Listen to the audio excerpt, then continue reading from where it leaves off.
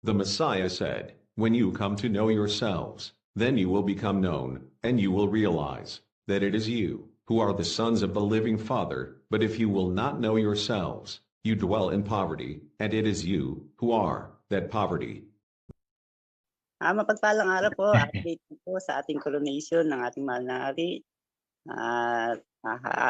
Actually, parang ano na rin yun, proclamation na rin ng kingdom Kasi doon na tayo makikilala Talagang mas, sabi nga talagang dadagsa po ang napakadaming kapatiran. At may mga iba't ibang bisita po tayo na darating sa araw po ng coronation. Mga mahal kong kapatid, sana po isa rin po sa hinihiling ko nga po pala sa inyo na regarding po sa coronation na magaganap kasama po sa ating program, yung ating national anthem po na dapat po yung Shemite po na kinakanta po natin, pag-retreat po natin, wag natin kakalimutan na kabisaduhin na po natin, mga mahal kong kapatid. Tapos sana lagi natin tatandaan na once sa kinakanta po natin yan, no extra movement. Sa straight body lang po tayo para medyo talagang yan po ang proper na pagkanta po ng ating ng ating Shemite national anthem po natin, mga mahal kong kapatid. At hinihiling ko po ang lahat ng kapatiran sa mga oras po nito, sa buong mundo po. Pakinggan niyo po itong sasabihin ko po. Napaka-importante po nito. Hinihiling ko po sandali ang lahat ng pakikinig po. Ang coronation po ng mahal na hari ay magaganap sa September 28 po. Next year po. Kaya sana, September 23 pa lang po, nandirito na po kayong lahat kung nasaan man kayo. Sulok ng mundo. Mga mahal kong kapatid, inuulit ko po, September 28, 2023 po, next year po. Magaganap ang coronation ng ating mahal na hari. At sana, September 23 pa lang po, ay nandirito na po kayo. Mga mahal kong kapatid, ilang buwan na lang po nalalabi sa atin. May mga kulang pa po tayo na kailangan. Pagtulong-tulungan po natin, mga mahal kong kapatid. Ang coronation po nito ay pagkapapakilala po sa ating kingdom. Hindi po ito karangalan ng isang hari. Ito po ay isang kautusan na sa atin ay ibinigay. Tanging tayo lang po ang tutupad po nito. Hindi po yan parang isang biyaya na talagang bigla na lang lalabas lahat ng pangangailangan natin. Hindi po ganun. Tayo pong lahat, mga mahal kong kapatid, ang magtutulong-tulong para maging matagumpay po ang coronation na ito. Dahil once na nagawa po natin ito ng matagumpay, magbabago po ang tingin ng marami sa atin. Hindi na po tayo lalaitin, hindi na po tayo mamalitin, mga mahal kong kapatid. Sana, mga mahal kong kapatid, focus na po tayo. Focus na po tayo. Dahil pagkatapos po ng coronation ng ating mahal na hari, malalaking event na po. Ano man ang magaganap, malalaki na po ang magaganap sa kasaysayan po ng bansang Upir o kahit sa buong mundo. Hindi na po natin hawak ang mga susunod pang mangyayari. Mga mahal kong kapatid, sana po pakatatag po tayo. Ano man yung mga nagiging problema natin sa ating kapwa kapatiran, sa loob at labas ng mga tahanan po ninyo, isantabi nyo na po, mga mahal kong kapatid. I-focus natin ang coronation. Focus natin ang ating mga sarili sa coronation, sa temple, at lalo na sa pagsunod po sa kautusan. Huwag na nating ayaang mawala pa tayo, mga mahal kong kapatid. Yan po ang gusto ng kalaban. Yung hindi natin masaksihan ang mga ganap na paghahari po din ng ating King Yahweh. Kung yan ang magiging dahilan, yung ating mga pagkakamali, ating mga kahinaan, para mailayo tayo sa Kanya, paglabanan na po natin dahil kailangan po talaga natin isundin ang Kanyang mga kautusan.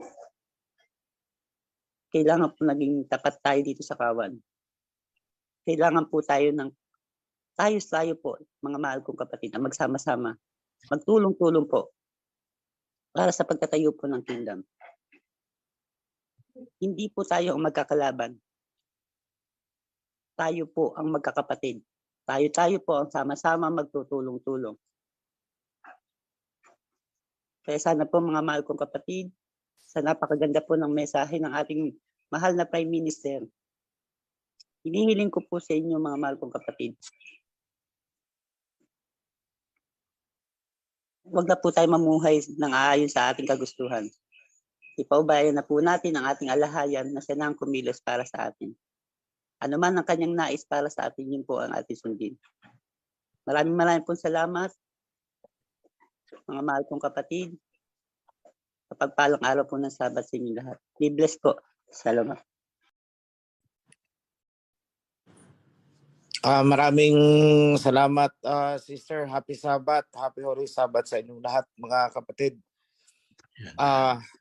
Ako'y natutuwa sa mensahe ng ating Prime Minister kanina at sana, hangad ko lang na ito ay pumasok sa kaibuturan, sa diwa ng ating kapatiran, yung totality ng mensahe. So, I am looking forward na matapos na itong mga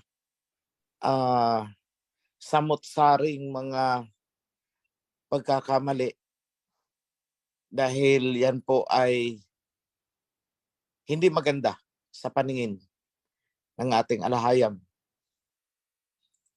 So, I gave the permission, rather the instruction, kay Priest Mark na i-announce na ang date ng coronation for the benefit of those who are in foreign countries, mga nasa abroad. Kasi kailangan nilang makapagpaalam ng as early as possible, ng mas maaga, sa kanilang mga pinagtatrabahuan, magsisecure ng mga travel tickets, documents, etc. So, ulitin ko po, September 28 will be the coronation. Mark that in your calendars. September 28.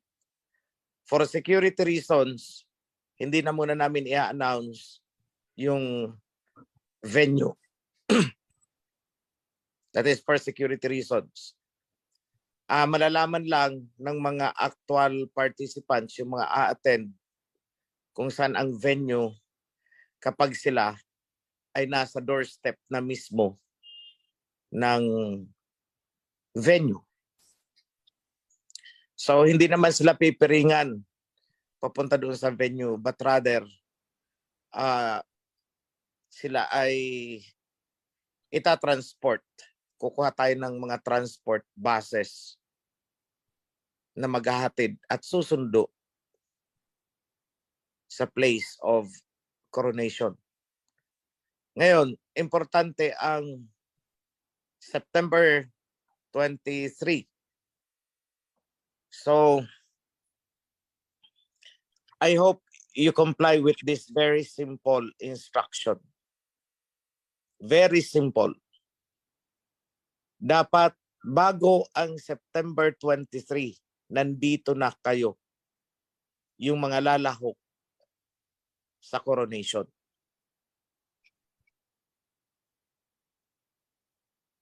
So dapat more or less September 22, andito na kayo.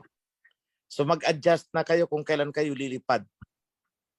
Kasi ang 23 ng gabi will be the start of preparation for the kingdom. Start of preparation po yan. Remember, ang September 23 natin ng gabi will be the start of fasting for the atonement. Hindi nyo pa nga pala alam. September 23, magsisimula ang fasting natin. At ang atonement na yan, ang pagsisimula ng fasting na yan, ay simula ng paglilinis, pagbabayad sala ng ating mga kasalanan. That is Day of Atonement. At ang matatapos ang ating atonement is September 24 ng gabi. So that is 24 hours. So please comply with that because I am thinking na ang hindi sasama sa atonement ay hindi pwedeng pumunta sa coronation. So requirement ko po na lahat ng a-attend sa coronation, mga members ng Kawan, of course not including the other guests na hindi pa natin kasama, mga dignitaries, dapat ay sumailalim kayo ng cleansing, sumailalim kayo ng purification, sumailalim kayo sa atonement mula September 23 ng gabi. So pag hindi po kayo nag-comply dyan at pinush ko yung itinuloy ko yung plano ko na wag pasamahin ang hindi sumama sa atonement, then kahit na andyan na kayo, hindi kayo isasama.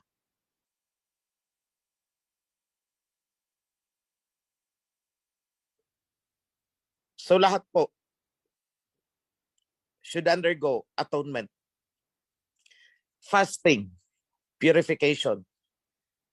Dahil yan po ang paghahanda para sa pag-establish ng kingdom. So please comply with that. So kayong mga nasa abroad, be here. 22 pa lang, dapat andito na kayo, nakasettle na kayo kung saan kayo tutuloy. Of course, we are creating mga committee na mag-aayos nitong event na to. Or we might hire an event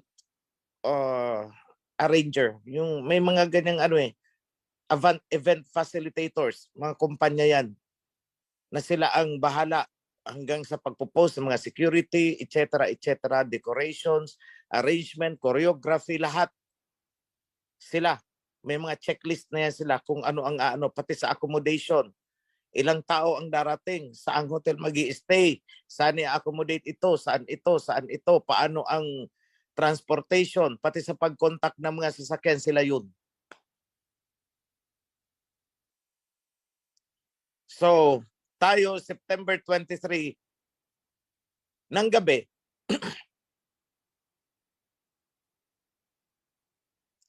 mula sa sunset, fasting na po.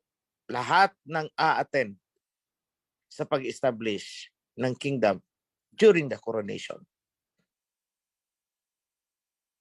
Of course, I have major important announcements sa gabi ng September 23. Kasi ito yung pagsisimula ng makalangit na pamumuno. Official na pagsisimula. Itong ginagawa natin ngayon, this is dry run. Kumbaga pag-iinsayo pa lang ito. But the official culmination of that will start September 23 ng gabi. So kung mapapansin ninyo, we are starting an era. That is an era of a new concept. Bagong panimula.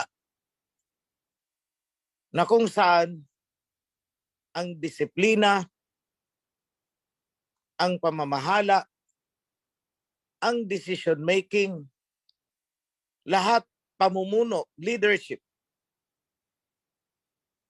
ay maaayon sa kung ano ang nakasaad sa Torah bilang ating konstitusyon.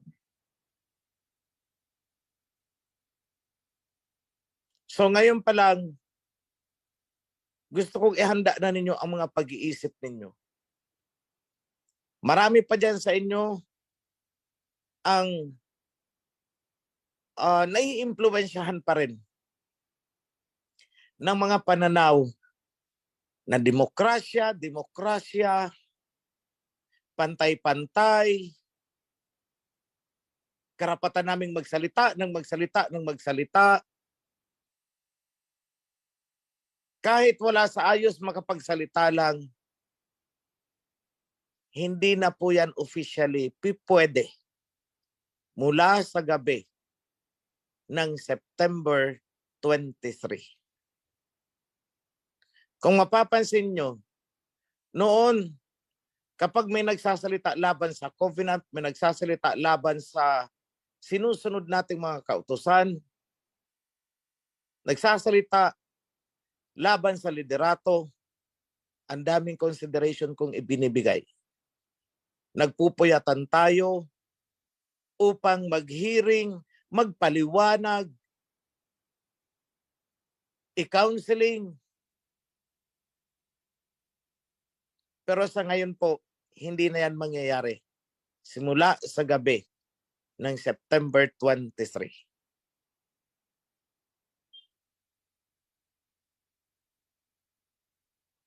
Because the Constitution, the kingdom, is an autocratic form of government. Hindi po yan democratic. Kaya hindi po natin papayagan ang sumisigaw-sigaw dyan ng demokrasya. Hindi po. Wala sa atin yan. All of us, mula sa akin, we subject ourselves and obey, comply what is there in the Torah. Torah ang masusunod. Hindi yung ating sariling opinion, kuro-kuro, or sariling nais. Yang pagpapairal ng opinion, kuro-kuro, sariling nais, pagsasarili ng mga policy, ay gawain po yan ng democratic government. Which is, hindi ganyan ang heavenly kingdom. So from the night of September 23,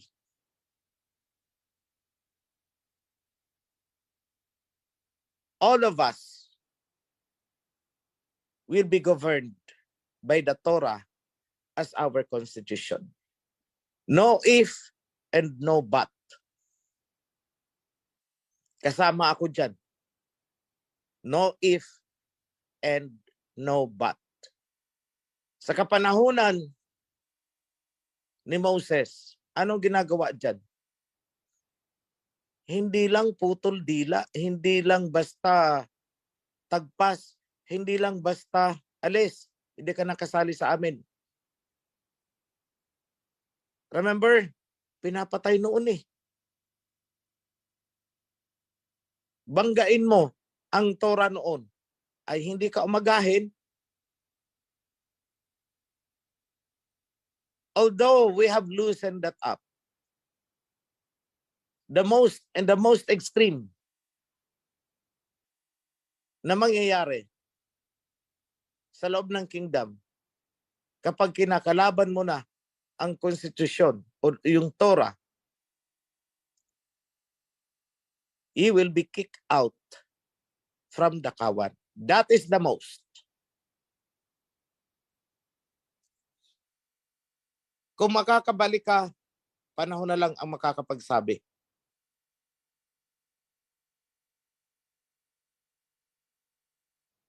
So I might issue an amnesty for those with minimal or very small offense in the past na gustong bumalik. But for those significant ang ginawa, na muntik nang ikawasak ng nagsisimulang assembly, malabo na silang makabalik. So there will be an amnesty.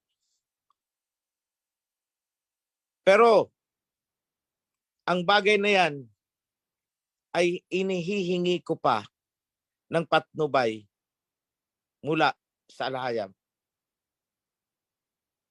Sana iparamdam sa akin as soon as possible kung ano ang dapat kong gawin. Kung ako lang, I can easily forgive. But the spirit of the covenant cannot forgive. You blaspheme the Torah, you blaspheme the covenant, wala akong kakayahan para ipagpatawad yan sa'yo. So what can I do? Wala. Hindi naman ako ang kinalaban mo kundi yung Torah Hindi ako ang tinitibag mo, kundi ang covenant. So how can the covenant forgive you? Kung sa akin lang okay yan, pwede kong palampasin.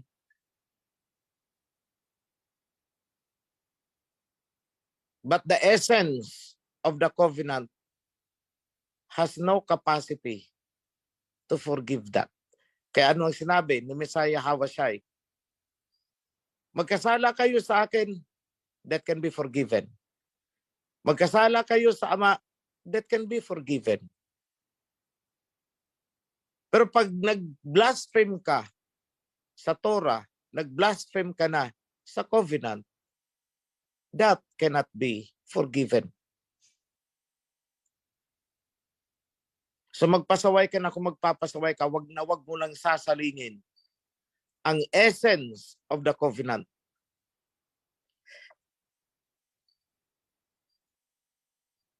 Because I have no authority to grant the pardon for that. Wala. Wala akong kapangyarihan. Wala akong karapatan para magbigay ng kapatawaran. So anong sasabihin ko sa iyo? Ipanalangin mo na lang sa alahayam na patawarin ka. But for me to grant and pronounce that, hindi pwede. Dahil wala akong karapatan para gawin yan.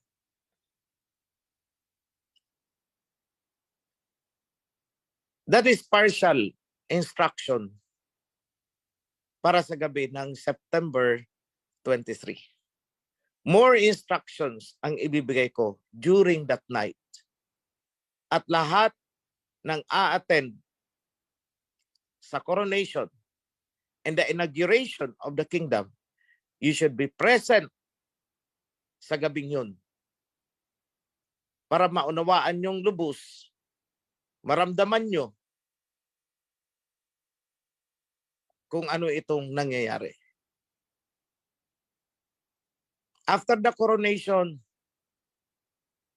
the eagle will fly.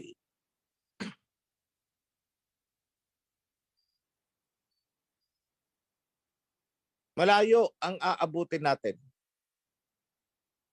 Kailangang iparating ko ang Torah and Covenant sa iba-ibang bansa. That will be the next move. Hindi pwedeng tayo lang ang nakakaalam niyan. Remember, the kingdom must be a testimony to all nations. So they must know that, hey, buhay na ulit kami and we are existing. Hey, the throne of David has been revived and restored. The message of that alone, malaki ang impact niyan. Dahil yan ang hinahanap ng mga lost sheep of Jacob, Israel. Yan ang kanilang hinihintay. Maraming naghihintay niyan. And we are doing that. Hangad ko din during the security protocols natin. Pasensya na nga pala. Batangas chapter, hindi ako nakapunta dyan sa inyo for security reasons. I cannot.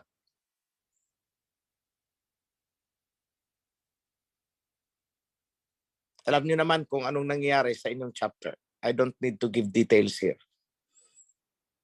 So for security reasons, hindi ako pwedeng pumunta. So hangad ko sa lahat na mag-cooperate po kayo sa mga security protocols natin. Hindi lang po yung Kingsguard ang makikita nyo in the vicinity. There will be external security officers. It could be PNP. It could be some from NBI to secure the event. I don't know because hindi ako may hawak, hindi ko na pinakikialaman ang committee na humahawak dyan. So what they always say sa akin is sit back and relax. But I just want to call on your cooperation.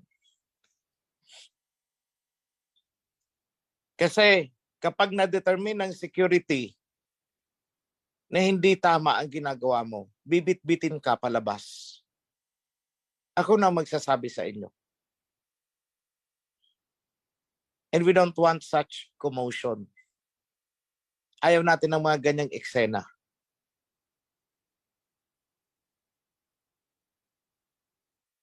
So pag sinabing, eto ang lane, dito ka dadaan, dito ang entrance, dito ang exit. Present your ID, present your ID. Comply. Yung mga walang ID dyan, magsabi na. We might be able to do something. Malayo pa.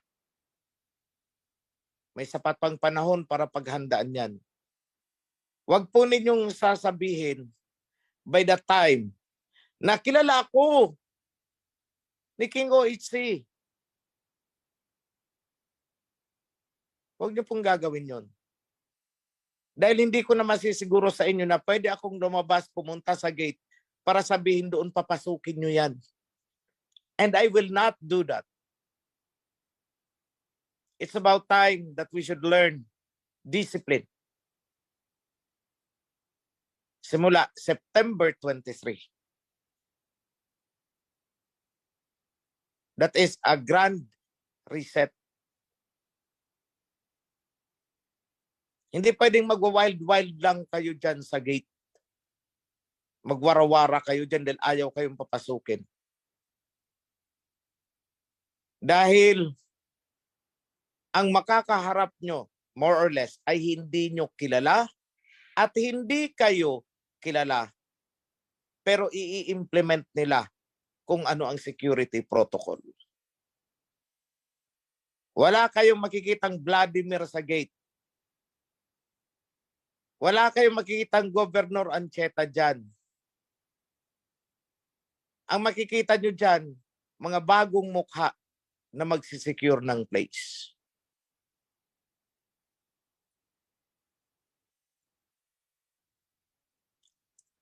At yung taong sinasabi na asahan nyo na magbaback up sa inyo, once they are inside, doon sa holding area, hindi na sila pwedeng lumabas.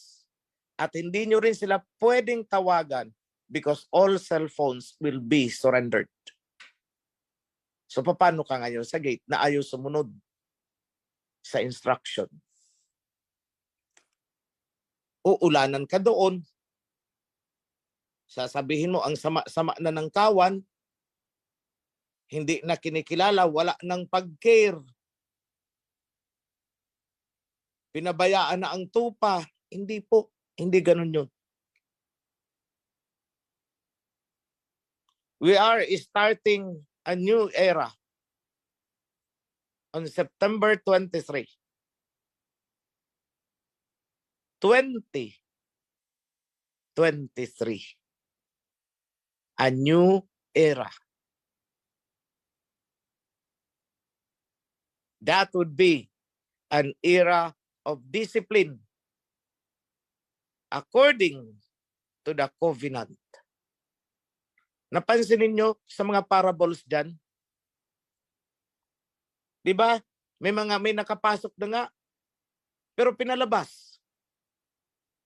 Alam nyo yung isang master na nagkaroon ng piging, nagkaroon ng party, may bangketa siya, may banquet.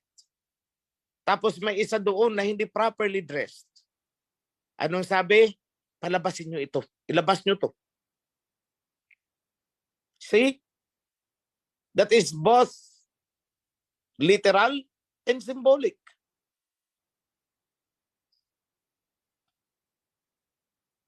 Symbolic in a sense na matigas ang ulo, ayaw sumunod sa protocol. As early as now, sasabihin ko na sa inyo na automatic iluluwa ng mga protocol yung mga ayaw sumunod. You will be automatically, masasala talaga kayo. Masasala. So the only way to remain and get in is obey. Mas madaling mag-obey kaysa sumuwag sa totoo lang. Alin ba yung mga sa madali? Yung sumunod o sumuwag? Mas madaling sumunod.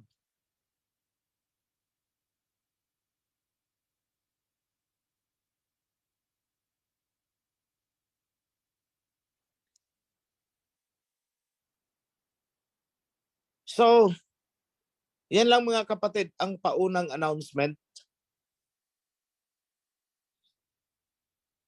So tandaan, mark on your calendar.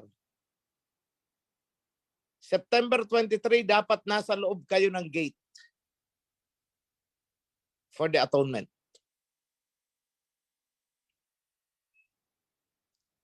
September 28, dapat naandun kayo sa pick-up point. At susundin kayo doon ng service vehicle papunta sa venue.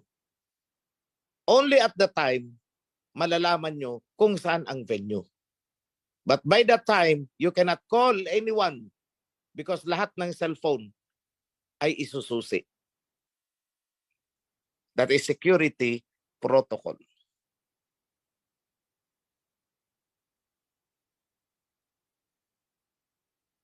Souvenir, all we will have authorized personnel to take pictures kung gusto ninyo.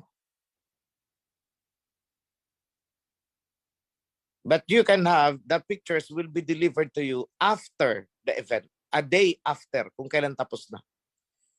Not during the time. So outside, they will never know saan ginanap ang coronation. The broadcast will be delayed. Ibo-broadcast yan, nakaalis na muna tayong lahat sa venue. At saka pa lang yan, mabu-broadcast for the public to see. Again, that is security protocol. Obey.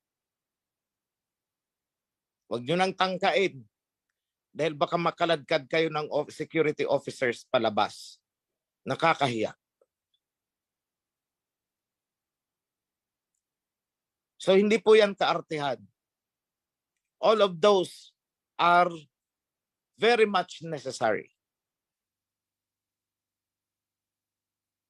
Dahil during the coronation, ang mga regalya po, pag sinumatotal mo yan, from the crown, down to the scepter, down to the sword, down to the crowns of the elders, and everything, hindi po yan bababa sa 150 million.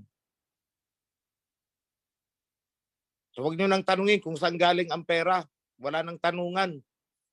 Hayaan nyo mga kura, mang-intriga na mang-intriga.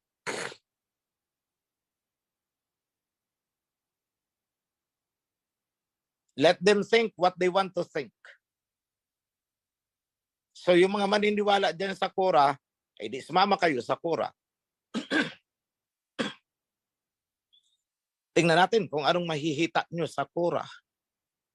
Baka dumating si King Yahweh, yung mga Korah na yan, wala pa rin pinagbago. Yakati-yakatak pa rin, intriga dito, intriga doon. Wala naman silang ibang kayang gawin, kundi ganyan. So, gusto nyong sumama dyan? Sumama kayo. Yung mga taliwas ang pag-iisip na hindi maintindihan. Mag-isip kayo. Nandito kayo sa loob, pero kakalabanin nyo sa loob, that could not be. Kung gusto nyong paboran ang Korah, stay with them. Sumama ka doon, huwag kang dito, tapos yun ang pinapaboran mo eh. That is disloyalty. Sabi nga, that is disloyalty to the crown. Disloyalty to the covenant.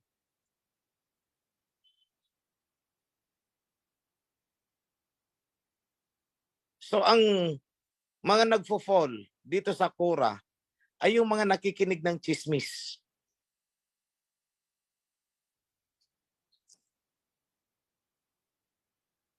Wala pong nahulog sa Korah na hindi chismoso. Wala pong nahaltak ang Korah na hindi chismosa. Lahat ng haltak na nahaltak nila mula sa loob. Chismoso, chismosa, kung hindi intrigero at intrigerang intrimitida.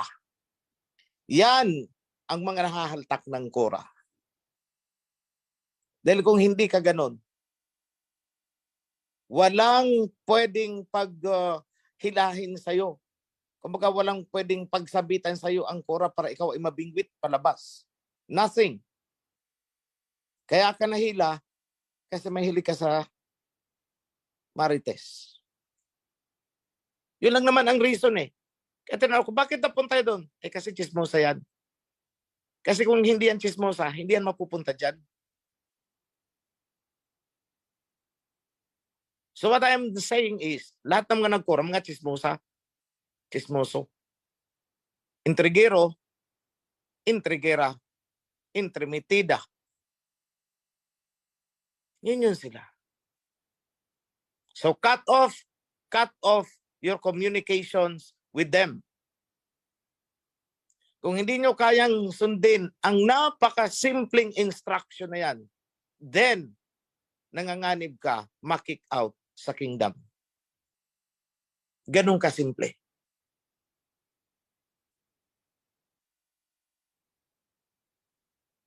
Isa pang nanganib sa kingdom, yung mga laging ang tawag dito, nakikibaka. Yan, that's the term. Eh gusto mong makibaka, doon ka sa Mindiola, magwarawara. Huwag dito sa loob ng kingdom. Doon ka magsisigaw ng makibaka, demokrasya, demokrasya, karapatan, karapatan. Doon ka sa Mindiola, huwag dito sa loob ng kingdom. Dahil dito wala naman tayong tinatagpasan ng karapatan. Mga nagwawarawara dyan ng pantay-pantay. Eh aba, kahit nga daliri mo, hindi pantay-pantay eh. Kahit nga kayo magkakapatid, hindi pantay-pantay eh. Bakit hahanapan mo na maging pantay-pantay ang nasa kingdom? Anong gusto mo? King ka rin. Mag-isip ka. Mag-isip kayong mga ganyan ang pag-iisip. Dahil sa ganyang pag-iisip, kaya nalaglag si Satanas o Lucifer. Yun. Si Satanas ang author ng pantay-pantay. Dahil gusto niyang pumantay sa aba. Ganun kasimple yun.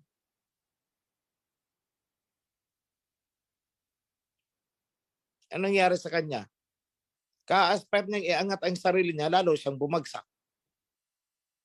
Ganyan din po dito sa kawan. Kapag pinipilit niyong iangat ang sarili niyo at in doing so may inaapakan kang iba, lalo kang babagsak. At yung nakadapa na inaapakan mo, yun ang iaangat. That is how the covenant works. Another thing na gusto kong i-remind sa inyo, and I hope na isulat na ninyong previous kanina, ayoko nang umulit Makaka-third round ako ng reminder. Alisin po ninyo yung ugaling pariseyo. Pariseyo at pariseya. Yung bang ang tipong ang hilig manilip ng galaw ng iba? Ang hilig gumawa ng istorya. Ang hilig gumawa ng additional na bulaklak, libadura. Dyan, may pariseya dyan. Humahalik daw sila sa sahig. Aba, kailan ko naman sinabing humalik kayo sa sahig? Kailan ko naman sinabing halikan nyo ang sahig? Di ba, pariseyo, dinadagdagan ang teaching?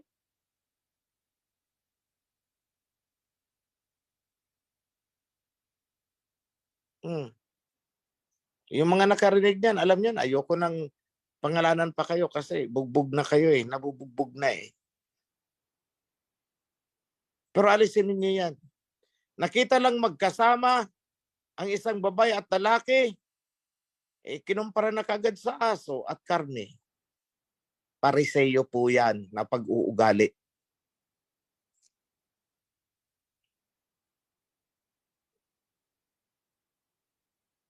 Yung bang feeling mo ikaw yung banal at yung kaharap mo ay makasalanan? Pariseyo po yan.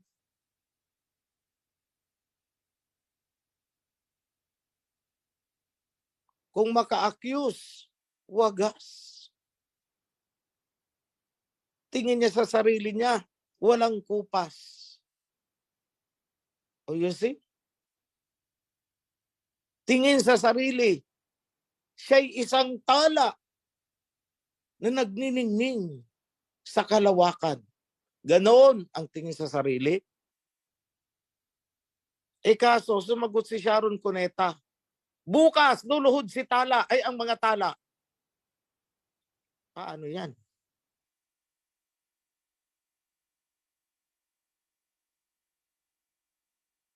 See?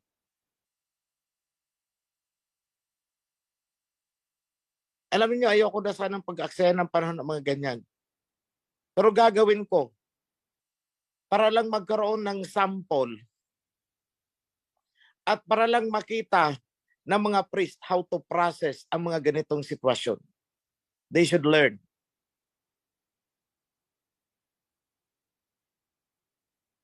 So sa akin lang mga kapatid, huwag kayong magsisindi ng apoy. Ibig sabihin, don't play with fire. O iba na naman ang iniisip ng mga yan. Ay, apoy. Apoy, naglaro ng apoy. O iba na naman ang iniisip ng iba dyan. Ibig kong sabihin, huwag kayong gagawa ng intriga. Dahil pag ang intriga na yan ay lumagablab, baka ikaw ang masunog dyan. Kung gusto mong iportray ang sarili mong na ikaw ay banal, subiit. Sige, gawin mo, kaligayahan mo, trip mo yan eh. Okay? Pero wag naman doon sa extent na kailangan mong pinturahan ng putik ang katabi mo para lang makita na ikaw ay malinis. Hindi po tama yun. Kukulapulan mo ng putik yung isa mong kapatid para lang sabihin, maputik siya, ako malinis. Ugaling pariseyo po yan. Alisin nyo po. Yung mga teachings na ipinamahagi natin, huwag nyo pong dadagdagan. Huwag lagyan ng dekorasyon. Kasi baka ang labas niyan, baka para na kayong butike, humahalik sa lupa. Diba yung butike, pagka alas 6, bumababa na yan, humahalik sa lupa. Buti yung isa dyan, sa sahig daw siya humahalik. Paano yung mga nasa ibang lugar na hindi simentado kasi pobre lang sila, hindi simentado ang sahig.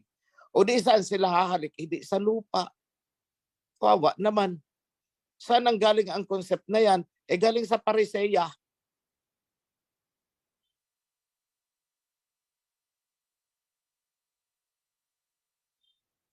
Example lang po yan. Huwag po tayong magdagdag. Huwag po tayong magbawas. Pag hindi sigurado magtanong, nandyan ang mga priest. At kayong mga priest, may open communication kayo dito sa priesthood. Huwag kayong magtatanong sa kawan. Kayo nga, hindi nyo alam. Tapos sa kawan pa kayo magtatanong. Huwag kayong magtanong doon. Huwag kayong magtanong sa Joshua kung ang pinag-uusapan ay priesthood concern. Go to the priesthood. Andyan si Prime Senen. Andyan si Bro Dato. Doon kayo lumapit. Huwag kung kani-kanino.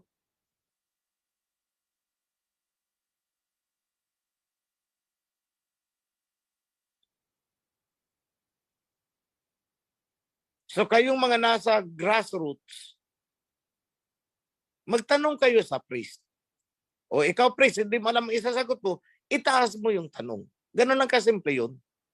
Hindi kailangan ang eksena dyan ng mga kung anong commotion.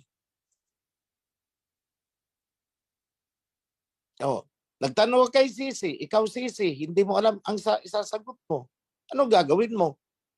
Hindi magpatulong ka dyan, Joshua, sino ba ang pwede kong pagtanungan ito?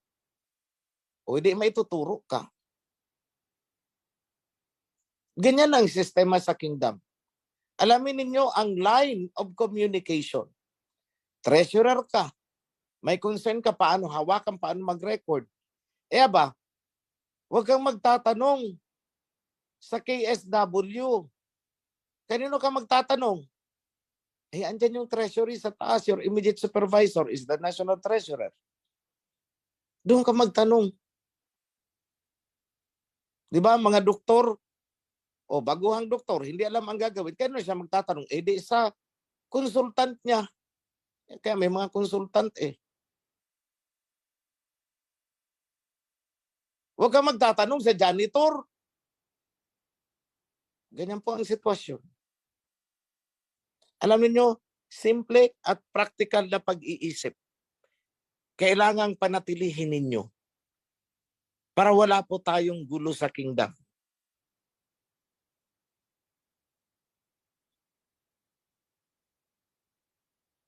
Remember what I've given you some time ago. What defiles you is what is coming out from your mouth. Kaya yung mga sigaw ng sigaw dyan ay defiled. Chismis na. Ano ang nag-defile? Ay di yung chismis. Saan galing ang chismis? Galing sa bibig.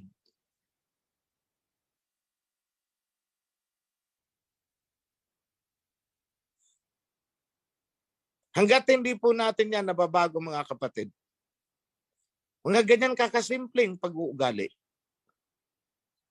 hindi po magkakaroon ng unity sa loob ng kingdom. Hindi magkakaroon ng kapayapaan.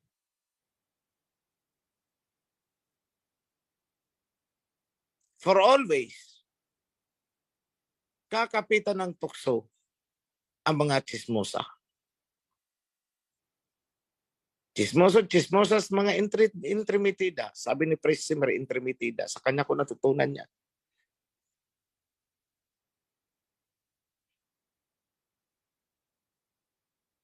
So I hope, sige, sarang plaka ulit ako ha. Kailan kayo dapat? Ready na. When would that be?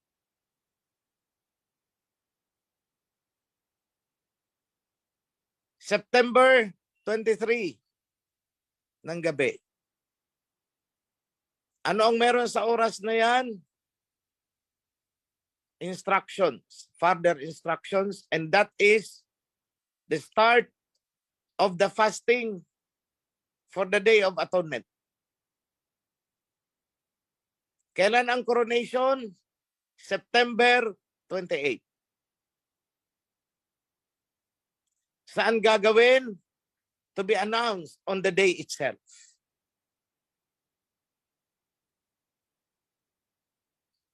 Sa ibang mga susuotin, bahala na sina Priest Mark magbigay ng instruction niya sa inyo.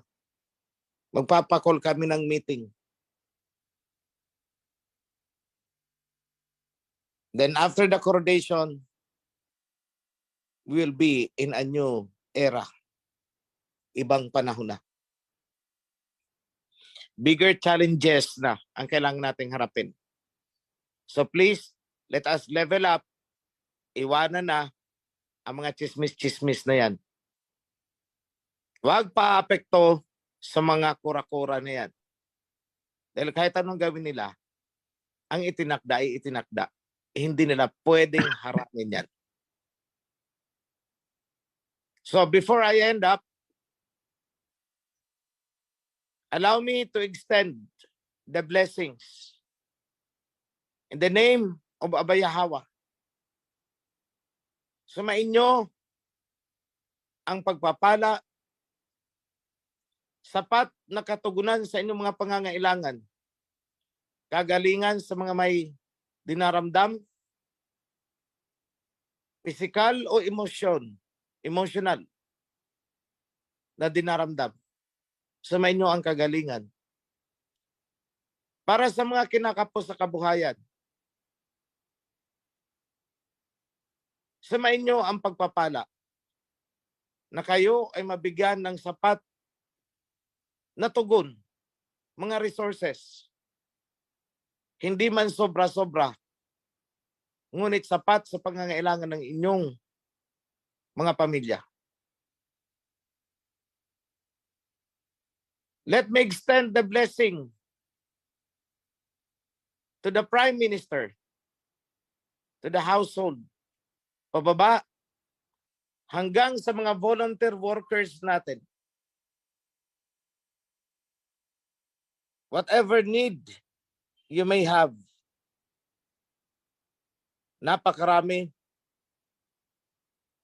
hindi ko kayang isa-isahin. But our Father knows. Alam niya kung ano ang inyong pangangailangan. Let it be yours. Let there be peace in the kingdom. Let everyone be strong. In the name of our King of Kings, Messiah Yahweh Shai, let it be done. Yada, halalwaya, be blessed mga kapatid. Shalom.